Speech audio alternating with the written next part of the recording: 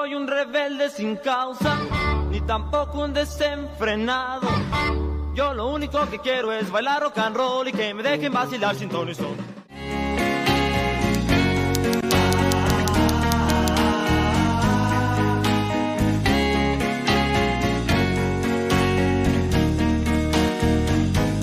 Bienvenidos a La Otra Aventura, un espacio dedicado al mundo de los libros.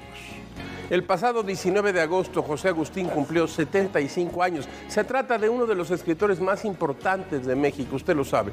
Un escritor que escribió desde la juventud de los 70s, de las inquietudes y ansias de libertad, y que jamás perdió la fuerza.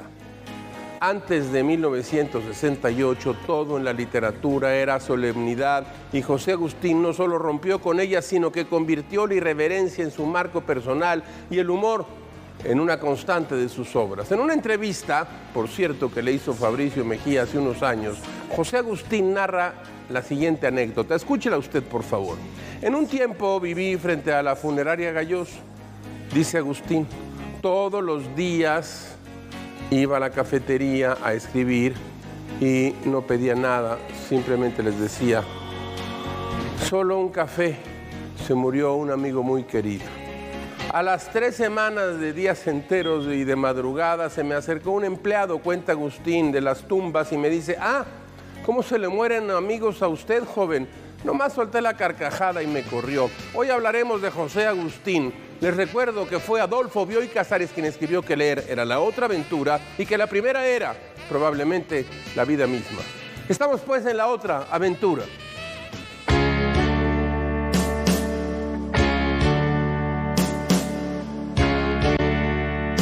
Les cuento algo personal.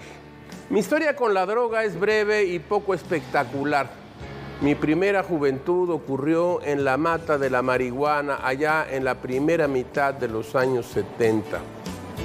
No he visitado los infiernos de la adicción a la droga, pero viví toda mi vida cerca de las sustancias prohibidas. Fui algo menos que un fumador común, un consumidor de baja intensidad, diría yo, algunas fiestas iniciáticas, conversaciones ante el fuego incandescente y adolescente, erotismo iluminado por el carbunclo de la hierba.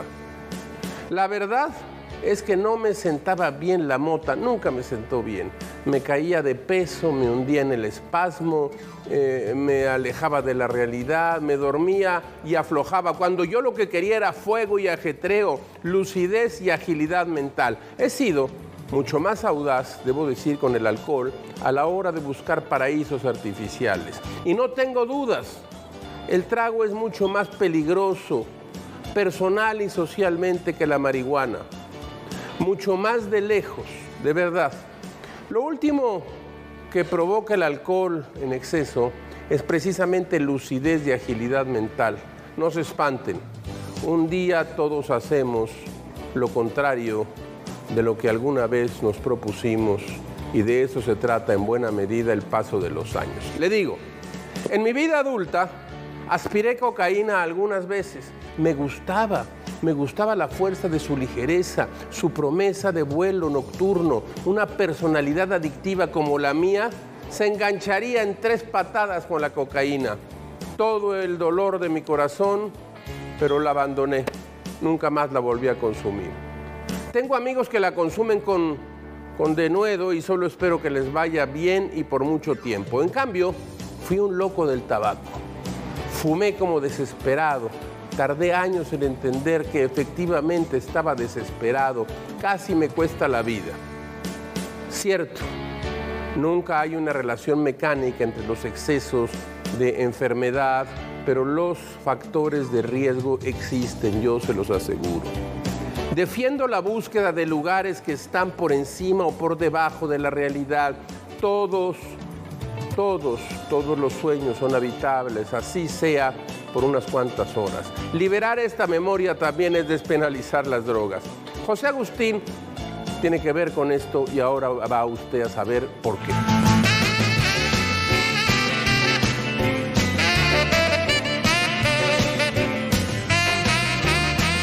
Las andanzas de José Agustín comenzaron cuando, como estudiante del Centro de Estudios Cinematográficos del CUEC, Participó además en el taller literario de Juan José Arreola. Esta experiencia sería crucial para José Agustín, para su vida, para su carrera. El resultado fue una novela corta que ya es canónica entre las letras mexicanas, La tumba. Miren, yo aquí tengo 2 ediciones ya de La tumba. Esta de bolsillo, que se puede conseguir fácilmente, y esta, que es una edición conmemorativa en los 50 años, que se publicó en el 2014. En ella, en estas páginas, la vida de un adolescente pone en jaque a las buenas costumbres y a la sociedad tradicional de mediados de los 60. En La tumba ya se percibe la influencia del grupo de escritores estadounidenses integrados por William Burroughs, Jack Kerouac o Allen Ginsberg. Los llamados beatniks, usted lo sabe. Una de las obras más emblemáticas de José Agustín es su segunda novela, De perfil. Aquí la tengo también, mire usted, en De bolsillo. El juego del lenguaje, pero sobre todo el uso coloquial del idioma, la apropiación de la cultura popular para mostrar el lenguaje de las calles, de los jóvenes, de una nueva generación rebelde y consciente de los cambios que el país estaba experimentando. Es una lástima que la novela jamás llegara al cine, pues José Agustín trabajó el guión y estuvieron a punto de filmarla, este libro que tengo aquí, ya con los permisos de Gobernación. En aquel tiempo Gobernación daba permisos, pero por alguna inexplicable razón, días antes de dar el claquetazo, la filmación fue censurada a inicios de los 70s. Y aunque la novela tiene ya más de 50 años circulando, sigue siendo un referente para los jóvenes de ahora, quizá por la honestidad de la obra, porque las tribulaciones siguen siendo las mismas y nunca cambiarán, aunque en diferente contexto. Porque el lenguaje es lúdico. Por todo lo anterior y más, usted debería leer esta novela que tengo aquí, que se llama De perfil.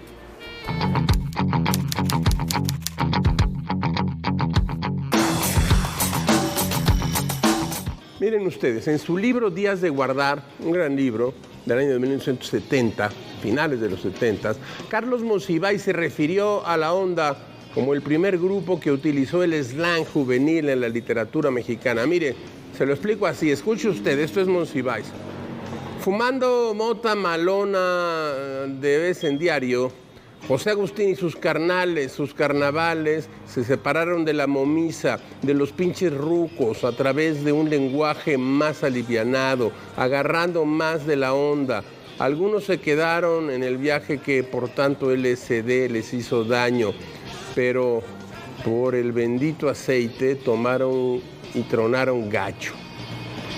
Pero un grupo de escritores que andaba rolando por la Narvarte en nave o a pie, iba haciendo puras pendejadas, dándose color de la revolución juvenil y evitando a toda costa a la tira. Estos cuates escribieron niveles y cuentos chingones, reflejos de una generación que, aunque anduvieran erizos o hasta el gorro, no se les pasaba nada, no se azotaban. Y así inmortalizaron en los libros la mera neta condensada, o como decía don Benito Juárez, cotorrearla es fácil, si sabes cómo. ¿Cómo ven? ¿Agarran la onda o me regreso? Este es Carlos Monsiváis parodiando a la onda.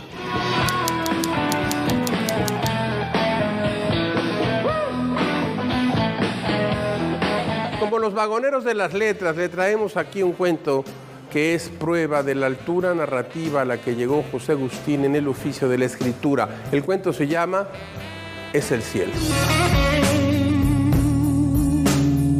Por lo pronto me han puesto en este cuarto. Fui asesinado con crueldad y no recuerdo cómo llegué a este sitio. No hay nada, paredes desnudas y una puerta que lleva a un patio interior de bardas altas. Lo sé porque ahí estuve antes, muy poco tiempo, por suerte. Es un cielo de luminosidad pareja, nada más. Pesa y mucho. Al poco rato de estar afuera, una presión uniforme se asienta sobre todo el cuerpo. Empuja hacia abajo, aplasta. Uno podría comprimirse allá afuera. Hay otra puerta, pero está cerrada. Sé que lleva a unas escaleras. Allá arriba, por primera vez, hay ruidos. Voces agresivas, feroces, muerden la vaciedad de este cuarto. Golpean a alguien. ¡Qué gritos terribles! 3 detonaciones. Lo mataron. De nuevo el silencio, salvo el ruido de un chorro persistente como si alguien orinara. No sé cómo se puede llamar esto, pero agradable no es. Yo sigo siendo la misma cáscara luída. Me pasaron a una sala forrada de negro con un gran cristal como cuarta pared. Me recuerda a un estudio de grabación con su cabina. Del otro lado hay un especialista. Académicos a punto de examinar a alguien ocupan una larga mesa con forma de T. En un extremo se encuentra el que va a examinarse. Hay público. Me gustaría presenciar el examen en ese salón que tiene mucho juzgado. Una dulce idea me llega. Yo me examinaré. Me corresponderá enfrentar a ese grupo de gente docta que, a juzgar por las apariencias, no parece nada extraordinario. Un estremecimiento calienta esta vieja corteza. Me excita la idea de confrontar mis ideas, mis conocimientos, mi genio, ¿por qué no?, con los hombres del otro lado.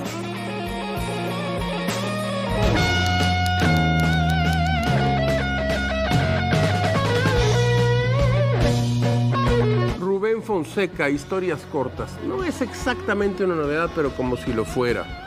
Fonseca, como usted sabe, es uno de los más prolíficos y reconocidos autores brasileños de nuestro tiempo. Se ha movido con soltura y maestría tanto en la novela como en el cuento policíaco, entre armas, prostitutas, hombres vengativos y celosos e hijos histéricos. Este es el nuevo breve cuento de Fonseca, que sigue escribiendo ya y todavía a la fantástica edad de 92 años quizás. Tusquets Editores. Mire usted, Joyce Carol Oates, Riesgos de los viajes en el tiempo. Alfaguara. En el estado rígido y totalitario en el que tiene lugar esta historia, los viajes en el tiempo, tanto como sus peligros, son muy reales. Sin embargo, aquí no son el origen de divertidas aventuras, sino castigos del poder contra individuos subversivos, individuos como Adrian Stroll, aunque ella nunca hubiese sospechado ser una mujer peligrosa. Joyce Carol Oates nació en 1938 y se ha convertido ya en una de las grandes autoras norteamericanas, nacida en Nueva York. Y mire lo que me ha llegado aquí. Amado Nervo, Otras vidas. Una edición de Nayarit con la Universidad Nacional Autónoma de México. 3 novelas cortas, presentación, edición y notas de Gustavo Jiménez Aguirre y epílogo de Juan Villoro. Un libro que se antoja notable. Créame, Amado Nervo era un grandísimo escritor. De la mesa de novedades.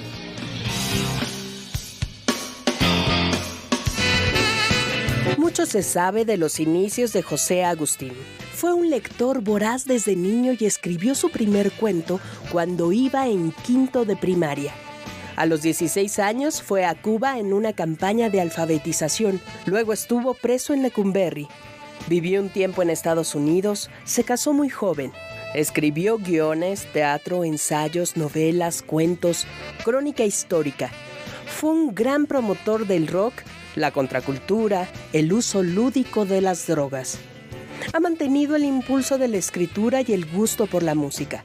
Por desgracia, en 2009, debido a una avalancha de admiradores que prácticamente lo arrinconaron en busca de un autógrafo, José Agustín sufrió una caída que le ocasionó severos daños, a tal grado que el autor no ha vuelto a ser el mismo. Sin embargo, gracias a algunos textos de sus hijos publicados en suplementos culturales, sabemos más de José Agustín.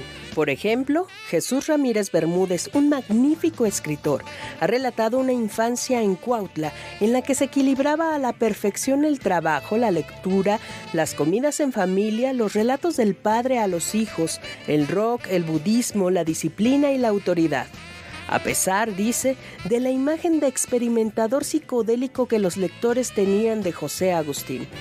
Por su parte, José Agustín Ramírez ha publicado una serie de textos que pretenden convertirse en libro y que se titulan Memorial de nuestra amnesia, en los cuales relata la vida de su padre desde aquella fatídica caída en Puebla.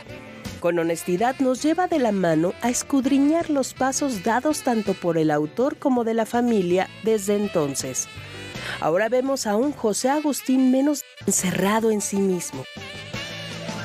El hijo escribe sobre la decadencia del padre, que aunque dolorosa, es una historia indispensable.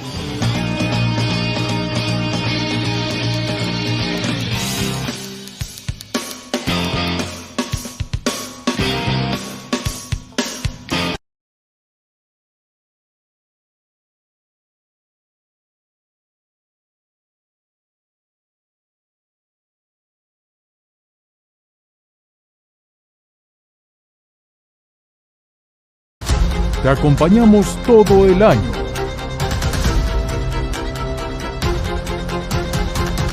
Mantente bien informado a lo largo del día.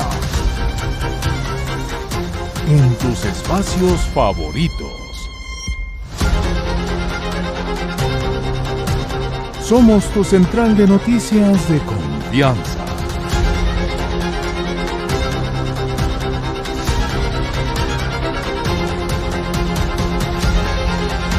Que te comparte todo lo que sucede en tiempo real.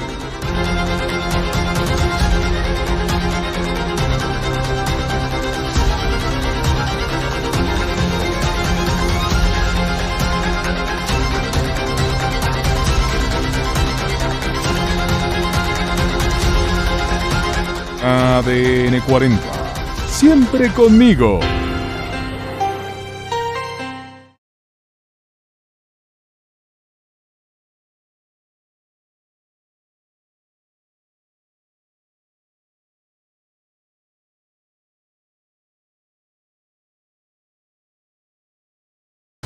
Te acompañamos todo el año.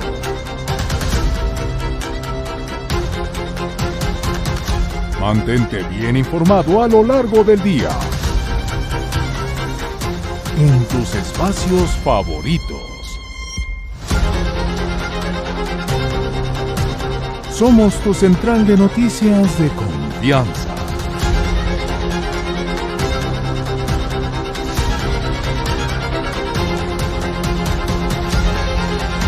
Que te comparte todo lo que sucede en tiempo real.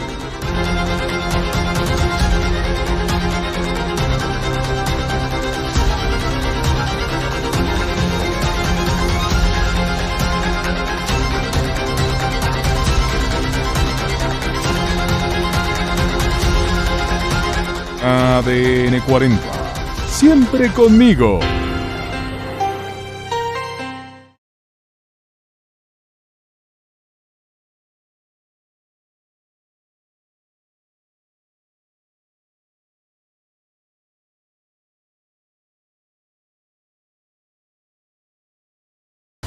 Te acompañamos todo el año.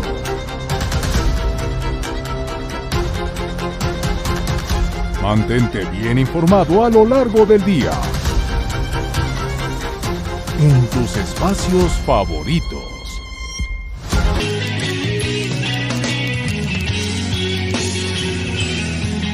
Le cuento algo, la literatura de la onda se sitúa precisamente en la década de los 70 y debe su nombre a un cuento precisamente de José Agustín llamado ¿Cuál es la onda?, donde un baterista llamado Oliveira conoce a una joven en un toquín y pasan por la madrugada y por la noche de hotel en hotel. Ella, una chica fresa de las lomas, y él, un rock and rollero desfachatado y cínico. Fórmula que se repetiría en la literatura de la onda como una especie de Romeo y Julieta, como unos honderos mexicanos. Margot Glantz fue quien utilizó el título de este cuento en su ensayo de 1969, Narrativa joven en México, para definir a la generación de escritores nacidos en la década de los 40. En 1972, uno de los integrantes de esta movida literaria, por llamarle así, Parménides García Saldaña, publicó un relato largo llamado En la ruta de la onda, quizás usted lo ha leído, donde rastrea los orígenes del movimiento, los hippies, la influencia del rock estadounidense, el rechazo del capitalismo y la creciente filiación comunista de muchos jóvenes. Llegó a México y tuvo la respuesta del gobierno en la puerta, la matanza de la Plaza de las Tres Culturas de Tlatelolco. Hay 3 novelas. Escuche usted, hay 3 novelas inaugurales y canónicas de la literatura de la onda. Agazapo, de Gustavo Sáenz, publicada en 65. De Perfil, de la cual ya hemos hablado aquí, de José Agustín. Y Pasto Verde, de El Buen Par, como le decían en aquel entonces, Parménides García Saldaña. En ellas, en estas novelas, los autores rompieron con la tradición literaria hasta entonces eclipsada por el llamado boom latinoamericano.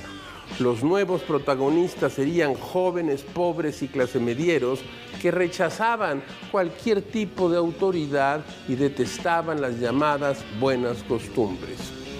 Los principales temas de las novelas de José Agustín y la onda, usted lo sabe, y si no, se lo cuento. La libertad sexual, el uso de las drogas, principalmente psicodélicas, el deterioro de la familia tradicional, el rock and roll, el desequilibrio social y la hiperactividad adolescente.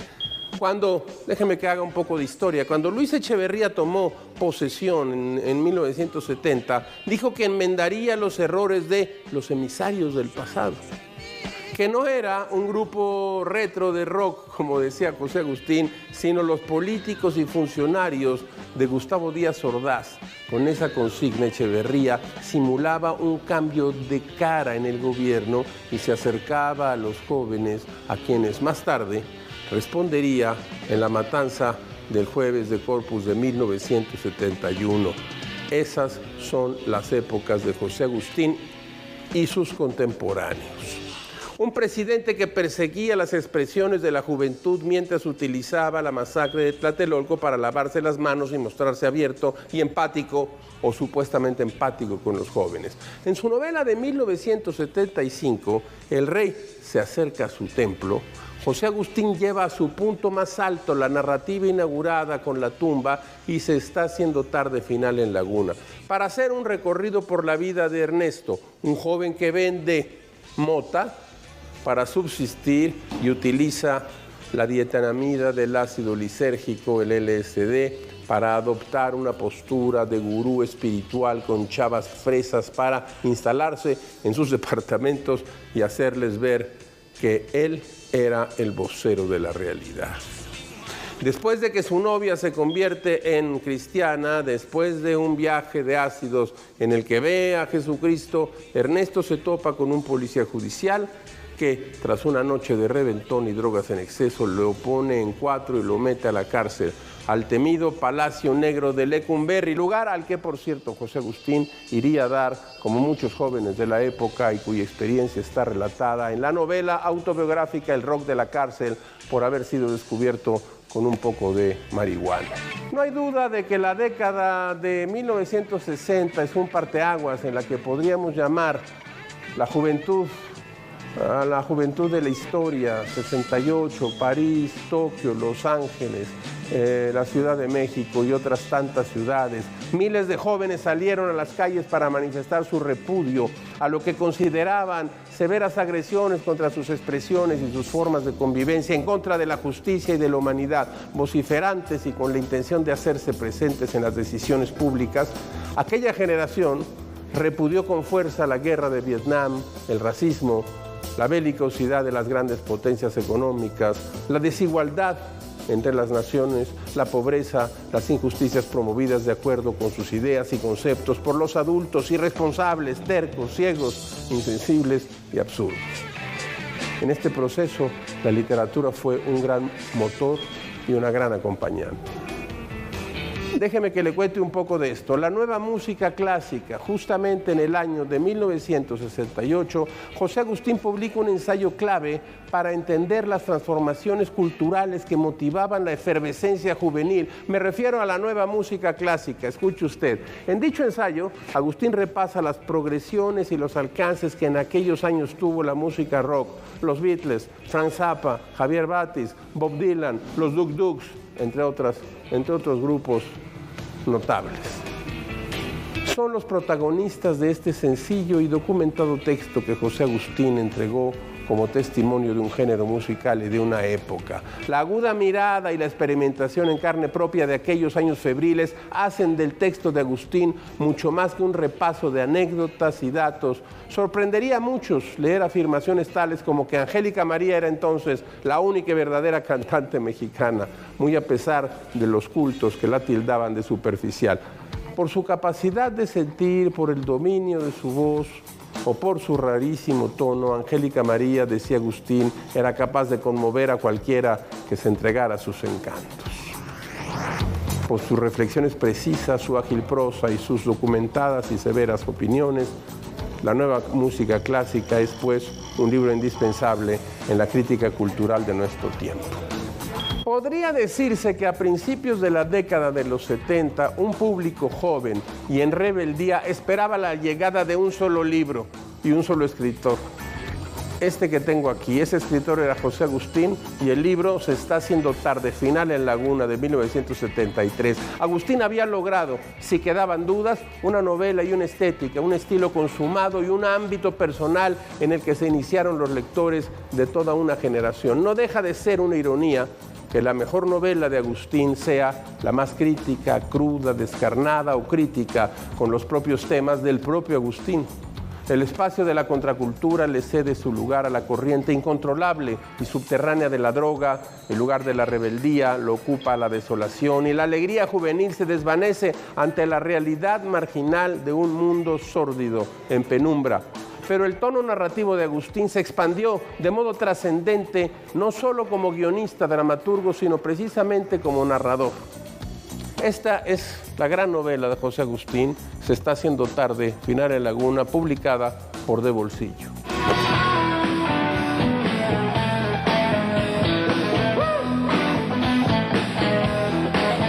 Como todas las semanas, usted encontrará aquí en esta ventana un espacio por el que pasan como ráfagas la felicidad de las frases célebres, máximas, aforismos. Escuche usted esta. El pasado es la única cosa muerta cuyo aroma es dulce. Edward Thomas. Hemos llegado al final de esta emisión y de esta aventura. Soy Rafael Pérez Gay y agradecemos al Bebops de Medellín 188 haber recibido a la producción de La Otra Aventura. Abres una puerta y detrás de ella aparece un mundo. Eso es un libro.